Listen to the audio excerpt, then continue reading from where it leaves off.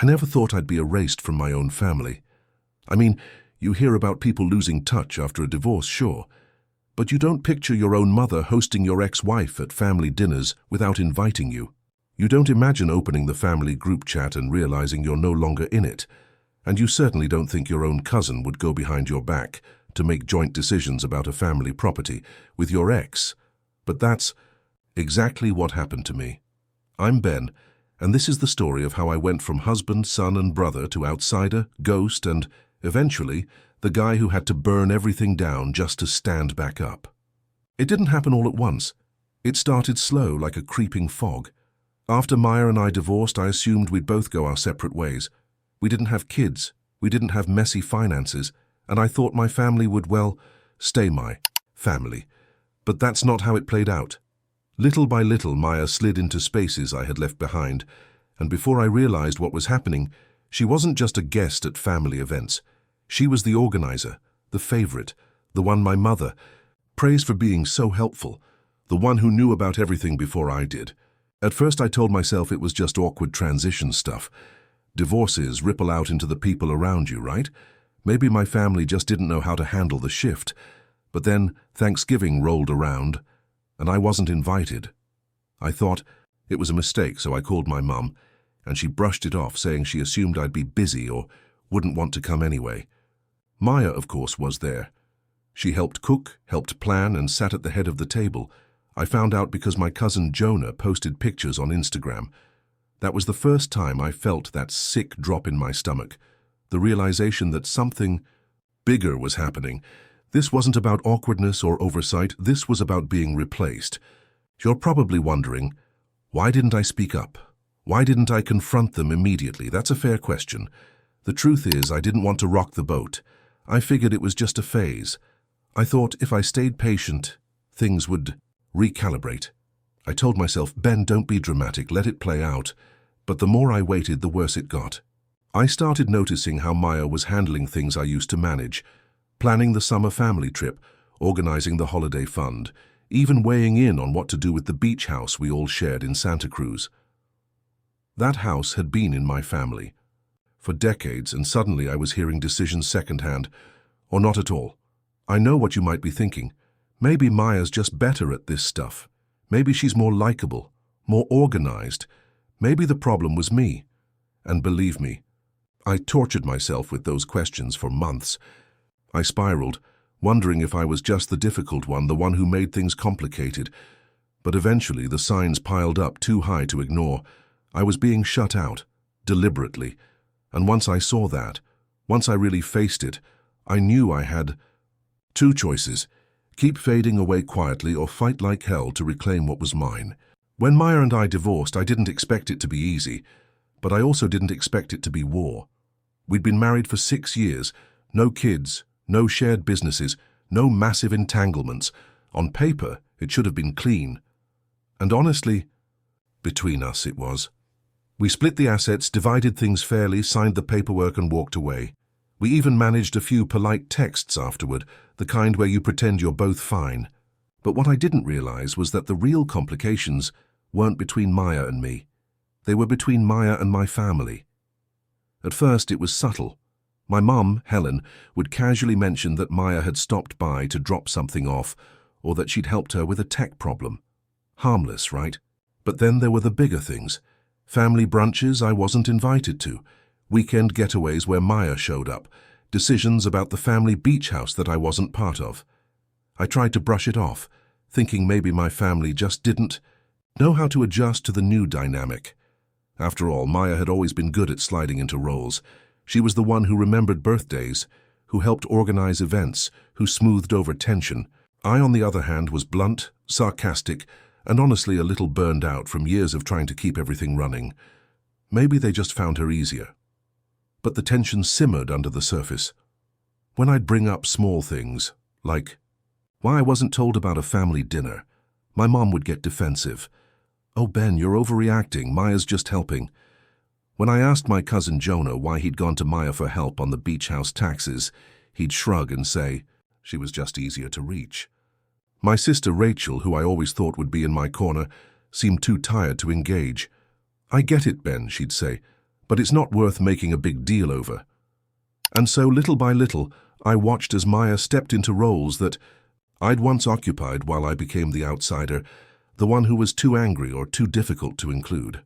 The thing is, divorce doesn't just break a marriage, it reshapes the whole web of relationships around you.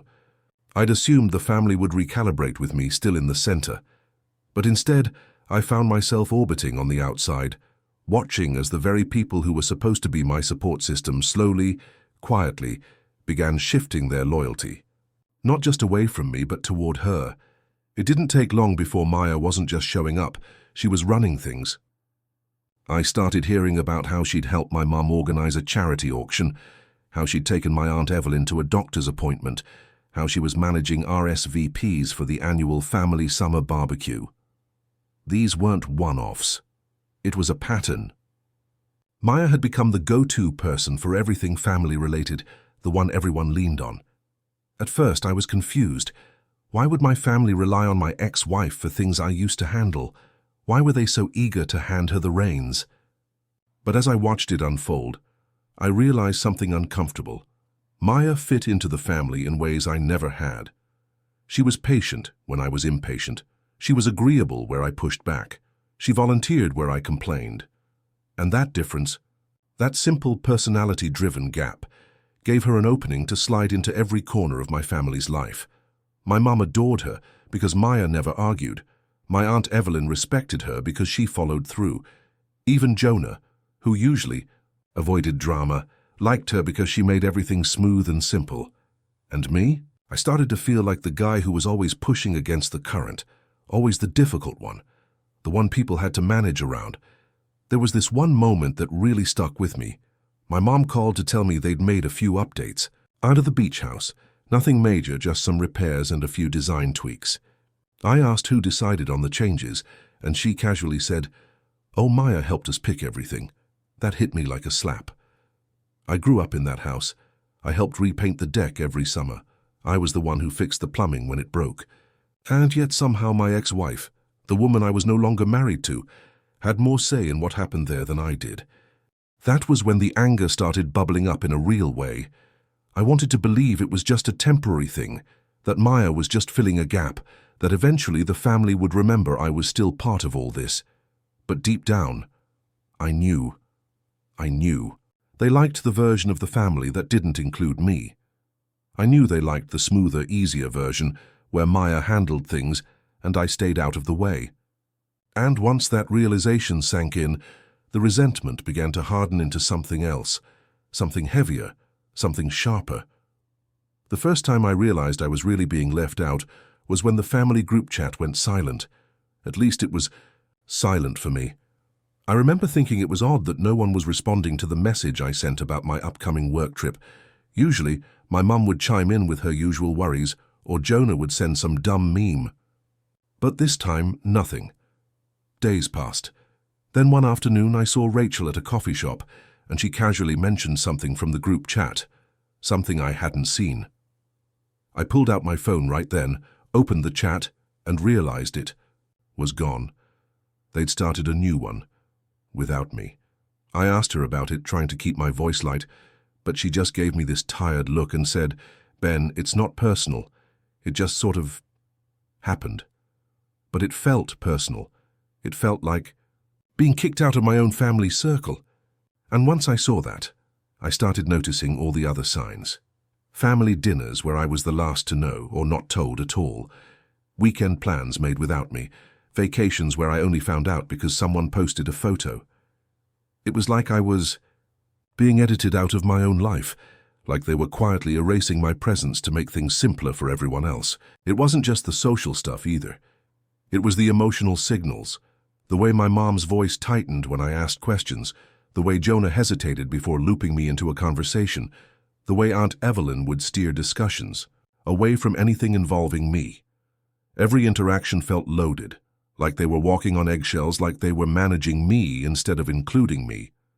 I kept thinking, how did we get here? How did I go from being an insider to an outsider in my own family? And why wasn't anyone fighting for me to stay? Things didn't just stay awkward, they escalated. Maya began taking over roles that were once mine, not just socially, but practically. She became the point person for family projects, the one everyone leaned on when something needed to get done.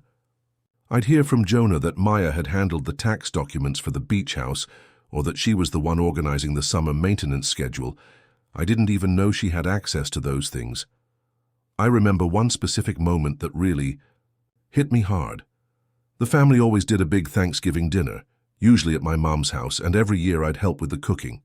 I was the guy who carved the turkey, who mixed the cocktails, who entertained the kids. But that year, when I called my mom to check on plans, she hesitated. Then she said, "Well, Maya's already taking care of everything. She's got the menu planned, she's shopping, she's coming early to help cook." I was stunned. I wasn't even asked. It wasn't even an option. And when Thanksgiving Day came, I wasn't there. Not because I didn't want to be, but because no one had saved me a seat. I started to realize that it wasn't just about convenience. It was about preference. My family liked how Maya handled things.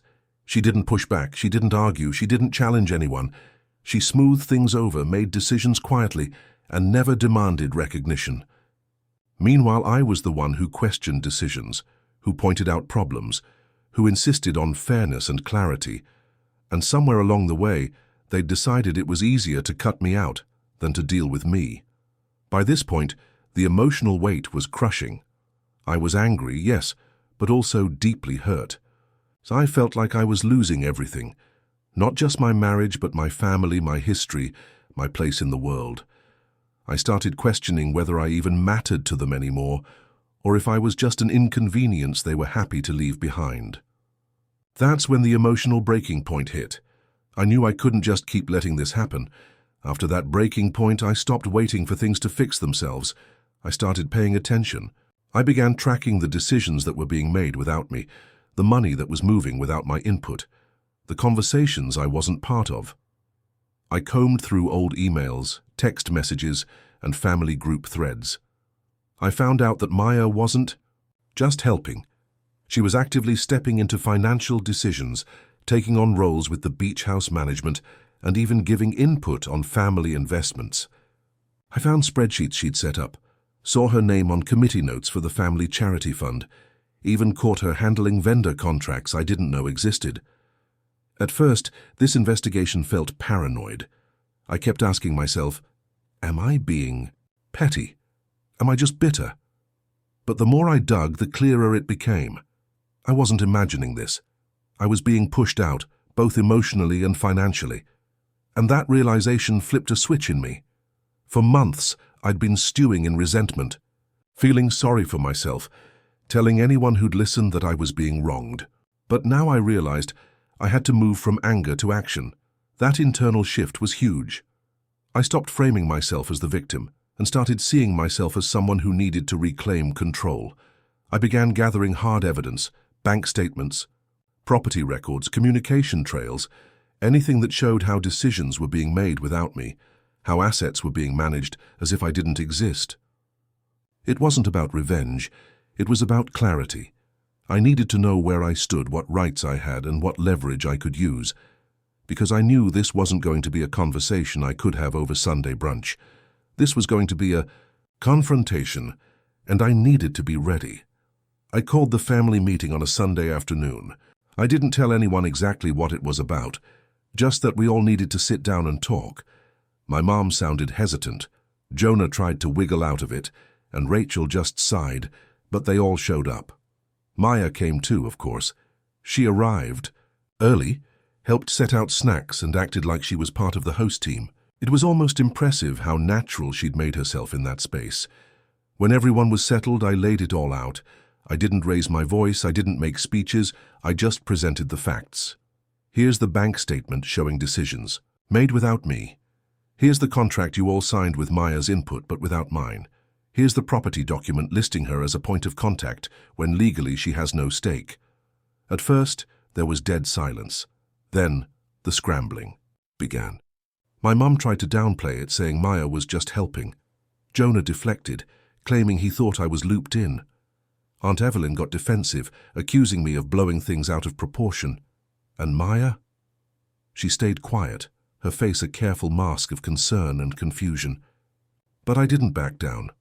I reminded them that I was still a legal stakeholder in the beach house, that the family accounts were still under my name, that decisions made without my consent weren't just disrespectful, they were actionable.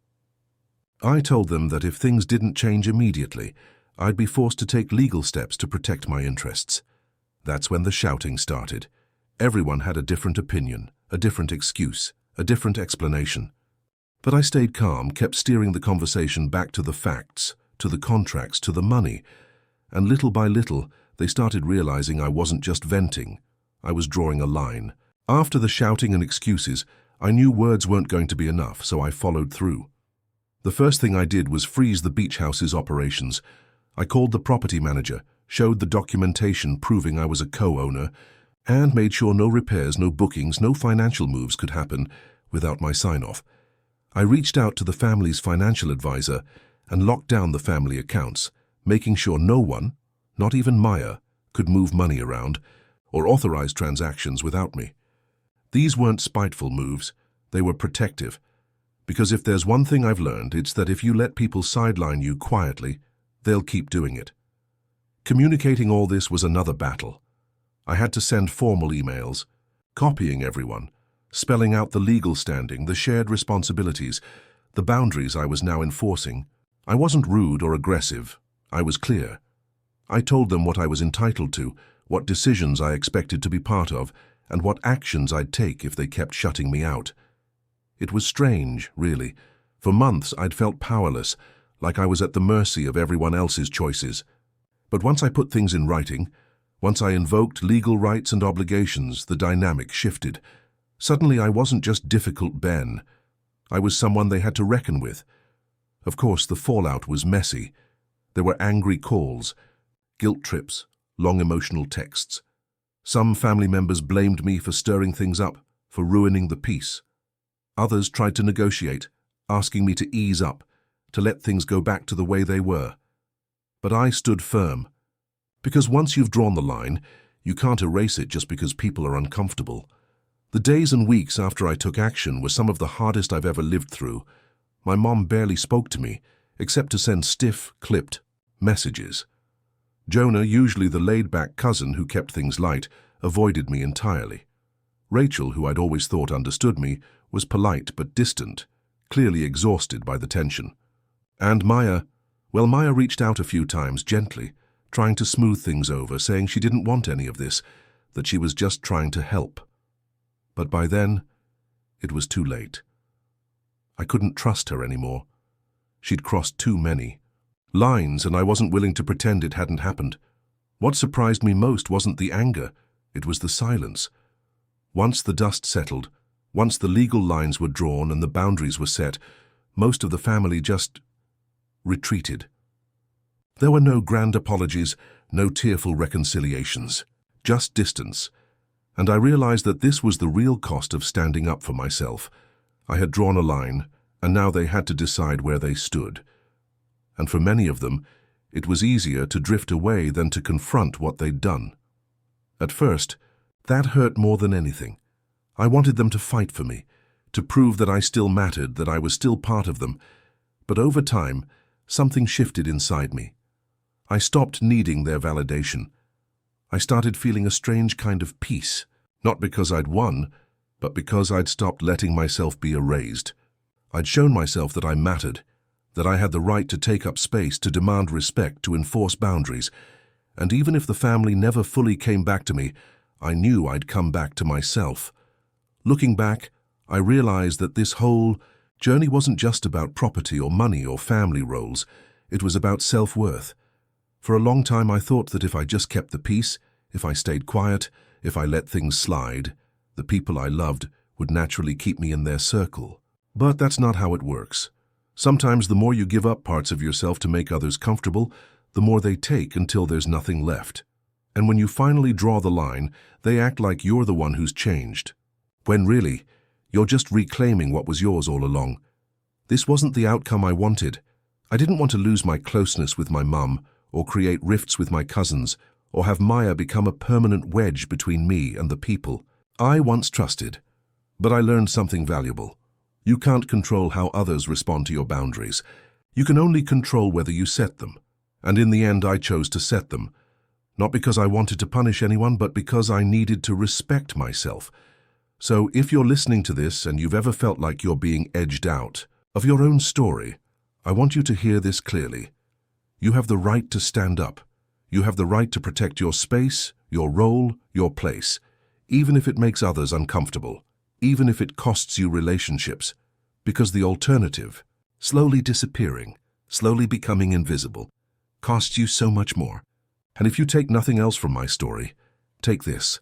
Sometimes you have to become the villain in someone else's story to become the hero on your own. Don't be afraid to fight for yourself. If you found this story meaningful, don't forget to like the video, subscribe to the channel, and share this with someone who might need to hear it. Thank you for listening.